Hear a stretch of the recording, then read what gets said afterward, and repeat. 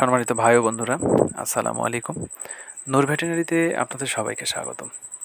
আজকে স্ক্রিনে যে গরুটি দেখতে পাচ্ছেন, এই গরুটির আজ থেকে 5 দিন আগে পাতলা পায়খানায় আক্রান্ত হয় এবং পাতলা পায়খানায় আক্রান্ত হওয়ার পরে আমার খামারি ভাইটি আতঙ্কিত হয়ে এবং কোনো দিকে চিন্তা না করে পায়খানাটা কেন হলো বা কিসের কারণে হচ্ছে এদিকে কোনো চিন্তা ভাবনা না করেই উনি বাজার থেকে ওষুধ নিয়ে এসে খাওয়ায় ফেলে এবং খাওয়ানোর ফলে আজকে প্রায় 5 দিন এই গরুটি পায়খানা বন্ধ হয়ে আছে। এখন পর্যন্ত সে পায়খানা করে নাই।